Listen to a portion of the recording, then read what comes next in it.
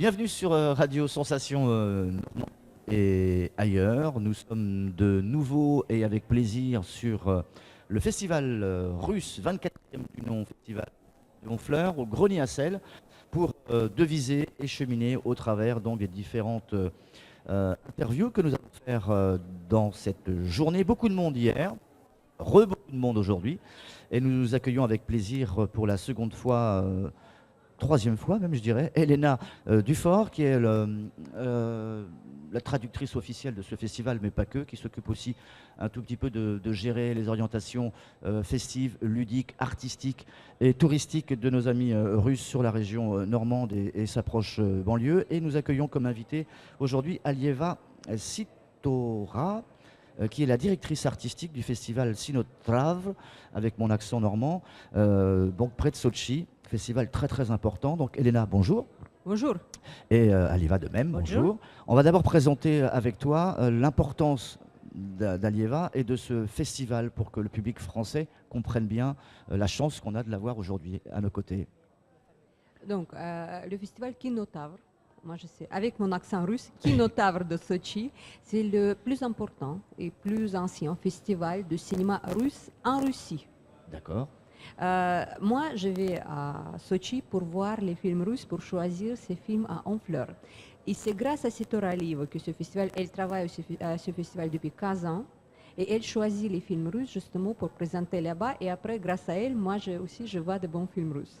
D'accord, donc c'est un festival où on découvre tout ce qui se passe au niveau cinématographique en Russie, de la comédie au drame, etc. Absolument, c'est Place to Be en Russie, tous les ans, en juin, début juin, à Sochi. Ce sont les 5 jours, 6 jours magnifiques du festival avec vraiment beaucoup de films. C'est là où on fait son marché, en gros. Absolument, c'est mon marché à moi aussi. Ouais. Oui, j'adore venir là-bas et c'est vraiment très intéressant. Et Sitora choisit, parmi tous les films russes, il choisit les meilleurs. Long métrage, court métrage, film pour la télé? Oui, pas pour la télé, mais les films long métrage, court métrage. D'accord. La question pour Alieva, l'importance pour elle de sa présence justement à Honfleur, si loin de son pays, et le décalage. Qu'est-ce que les Russes pensent justement de la présence de ce festival ici chez nous? Ситора, что значит для вас находиться здесь, в Амфлёре?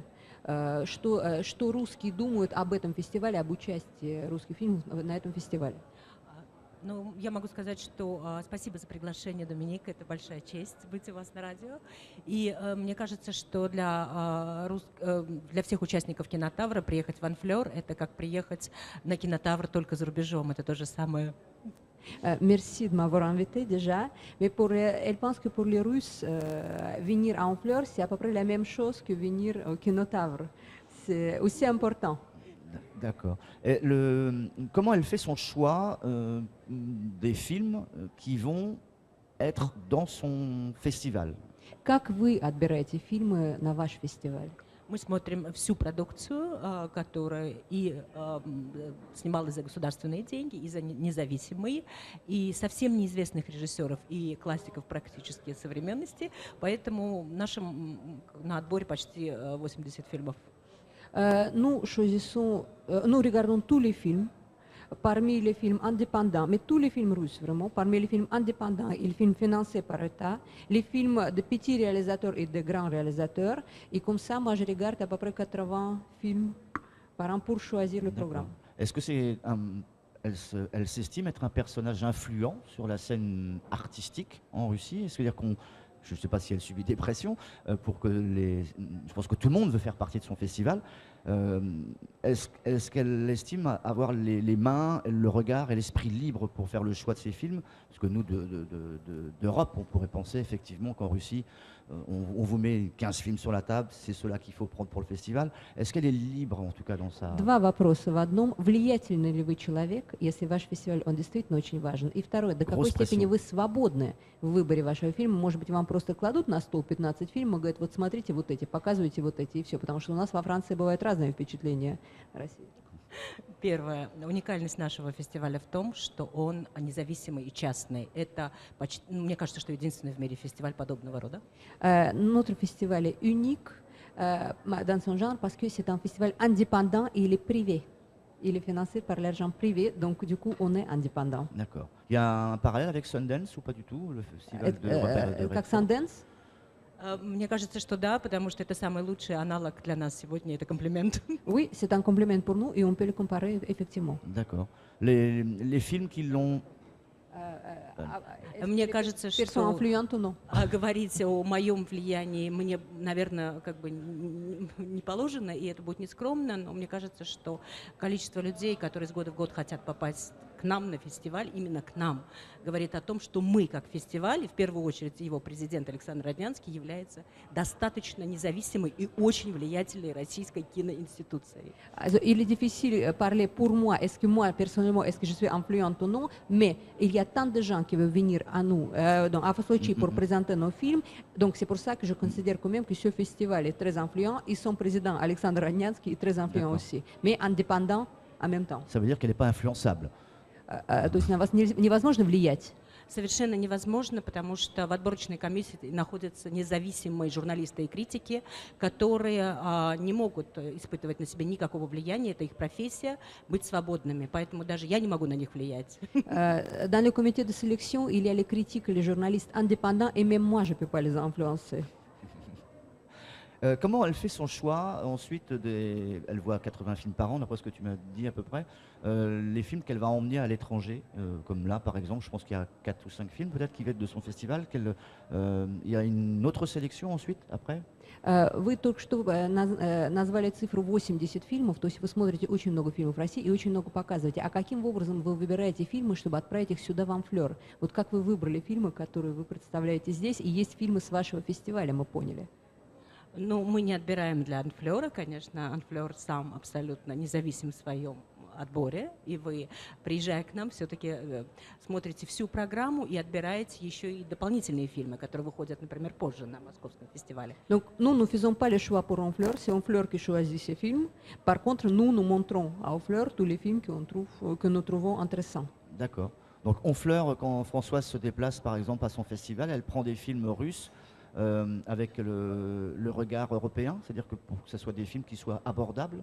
То есть Амфлер, когда Франсуаз или кто-то еще приезжает в Амфлер, отбирает фильмы, это европейский взгляд на русские фильмы? Мне кажется, абсолютно точно, потому что в этом и прелесть Анфлера, что здесь участвуют не только фильмы Кинотавра, но и награждаются не всегда те фильмы, которые на Кинотавре, например, получали призы. И это здорово, в этом уникальность Анфлера, потому что здесь совсем другие награды из рук профессионального французского жюри. C'est exact, parce que ici, à Honfleur, il y a des films primés qui ne sont pas forcément primés au Kinotavre. C'est-à-dire que le regard du jury français, le regard des spectateurs français est différent du regard des spectateurs russes et du jury russe. On avait Monsieur Dektar hier pour le film Le Terrain avec son fils.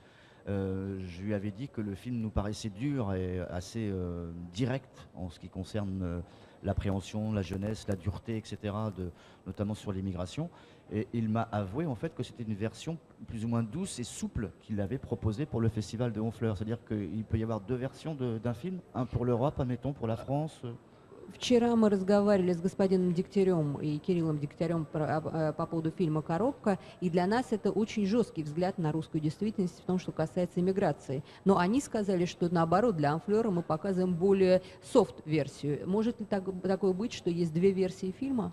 Я знаю, что часто бывают две версии фильма, и сегодня это вполне нормальная ситуация, как во всем мире, даже на Каннском фестивале бывает именно режиссерская версия, да? Бывает продюсерская, бывает режиссерская. Поэтому я в данном случае как бы считаю, что это вполне нормально. Я даже не понимаю, в чем разница, потому что мне кажется, что фильм, в общем, один и тот же.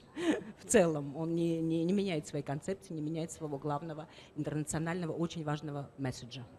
Donc, cela peut arriver que, par exemple, le festival montre une version qui est faite par le réalisateur et pas par les productions. Ça peut arriver à Cannes aussi. Maintenant, pour le film Le Tyran, il semble que c'est le même film qui est montré chez nous. D'accord. Qu'est-ce qui l'attend maintenant, là, dans les prochaines 48 heures, au niveau de son agenda?